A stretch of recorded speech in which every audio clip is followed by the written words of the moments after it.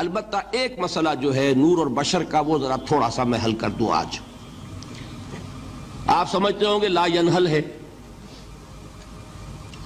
میں نے جس طرح کہا تھا کہ امام بخاری کا قول بھی 100% درست اور امام ابو حنیفہ کا بھی 100% درست ثابت کیا کہ نہیں. اسی طرح میں کہتا ہوں جو حضور کو بشر کہتے ہیں وہ بھی 100% درست، جو حضور کو نور کہتے ہیں وہ بھی 100% درست. مطلب کیا ہے؟ دیکھیے ہر انسان کے وجود کے دو حصے ہیں. میں نے پہلے دن شاید کچھ بیان کیا تھا. ایک خاکی وجود، اور اینیمل بینگ جو حیوان ہے ہمارا. ایک وہ روح ربانی جو اس میں پھونکی گئی. آدم میں جب وہ روح پھونکی گئی تب وہ مسجود ملائک بنے.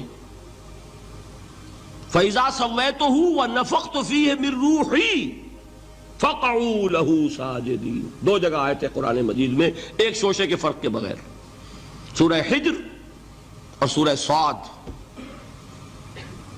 جب میں اس کو پوری طرح تیار کر لوں اور اس میں اپنی روح میں سے پھونک دوں تو گر پڑنا اس کے سامنے سجدے میں. ہمارا جو خاکی وجود ہے وہ ظلمانی ہے، اور جو ہمارا روحانی وجود ہے وہ نورانی ہے. اس کی نسبت کس سے ہے؟ اللہ سے. بات سمجھ میں آئی؟ لیکن ہم نے اپنے اس نورانی وجود کو اپنے خاکی ظلمانی وجود میں دفن کیا ہوا ہے.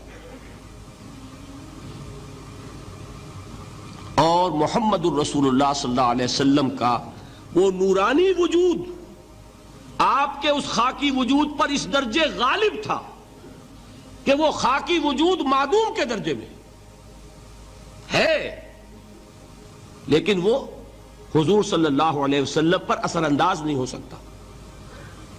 وہی خاکی وجود ہے جسے ہم نفس کہتے ہیں. نفس غلبہ کر سکتا ہے محمد پر صلی اللہ علیہ وسلم.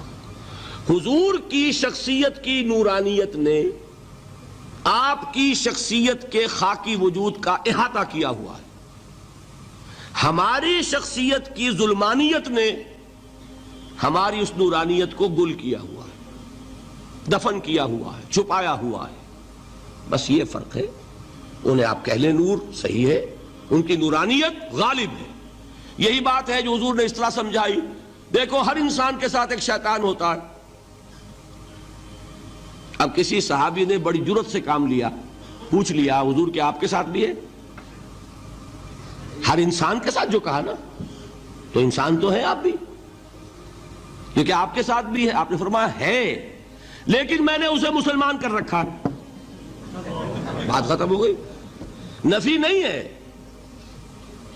وہ میرے تابع ہے، میرا مطیع ہے، مجھے گدن نہیں پہنچا سکتا.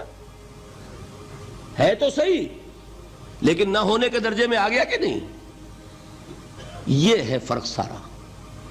اور میں یہاں پہ کوٹ کرنا چاہتا ہوں ایک بہت بڑے بریلوی مکتب فکر کے عالم دین، صاحب زادہ، نام میرے ذہن سے ایک دم اتر گیا، فیض الحسن. اللہ تعالیٰ ان کی خطاؤں سے درگزر فرمائے، ان کی مغفرت فرمائے. آپ نے سنا ہوگا نا نام.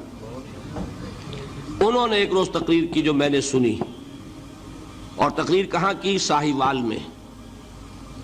وہاں کا ایک بہت مشہور چوک ہے، مہاجرین، مسجد مہاجرین کہلاتی ہے، وہاں تقریر تھی ان کی، میں نے سنی. ان کے الفاظ یہ تھے کہ کیا آپ لوگ ہمیں جاہل سمجھتے ہیں؟ کیا ہمیں عربی نہیں آتی؟ کیا ہم نے قرآن نہیں پڑھا جس میں بار بار یہ لکھا ہوا ہے کہ حضور بشر ہیں؟ حضور بشر ہیں، لیکن اصل میں ہم حضور کی بشریت کو نمایاں کرنے کو سوء ادب سمجھتے ہیں. بات سمجھیے آپ نے، اس قدر پیاری بات ہے. انہوں نے کہا کہ آپ کے باپ کا نام کیا ہے؟ عبد الرحمن. آپ عبد الرحمن کہہ کے پکارتے ہیں انہیں؟ ابا جان. ابھی آپ نے وہ آیات سنی، حضرت ابراہیم نے اپنے مشرک باپ کو یا ابت ہے، یا ابت ہے، بڑا پیارا ترجمہ کیا. ابا جان، ابا جان. کیا نام لیں گے؟ آپ کے باپ کا نام ہے، نام نہیں لیتے آپ. کیوں؟ ادب کی وجہ سے. اسی وجہ سے ہم در حقیقت حضور کی بشریت کو نمایاں کرنے کو سوء ادب سمجھتے ہیں. ورنہ کوئی ہم جاہل ہیں، ہمیں عربی نہیں آتی، ہم نے قرآن نہیں پڑھا، ہم جانتے ہیں کہ وہ بشر ہے. بات سمجھ میں آئی؟ کتنی آسانی سے مسئلہ حل ہوتا بشرطے کہ نیت حل کرنے کی ہو. آخر آمنہ کے بیٹے ہیں، عبداللہ کے بیٹے ہیں، عبد المطلب کے پوتے ہیں. بچپن آپ پر گزرا ہے، لڑکپن آپ پر گزرا ہے، نوجوانی آپ پر آئی ہے، جوانی آپ پر آئی ہے، شادی آپ نے کی ہے، اولاد آپ کی ہے. کون بے وقوف احمق ہوگا کہ جو آپ کی بشریت کا انکار کرے گا؟ لیکن یہ کہ جس طریقے سے اس کو بیان کیا جاتا ہے وہ ایک مسئلہ بن گیا اختلافی، وہ رد و قضا اور کھینچ تان. اور اس میں بھی سمجھ لیجئے مثلکم پر جو ایمفیسس بعض حضرات دے دیتے ہیں اپنے توحیدی جو ان کے اندر ایک مزاج ہے، اللہ تعالیٰ ان کے مزاج کو اور پختہ کرے، لیکن اس میں بھی مبالغہ کیا جاتا ہے. ایک حدیث مجھ سے سنیے جس میں حضور نے مثل کا انکار کیا.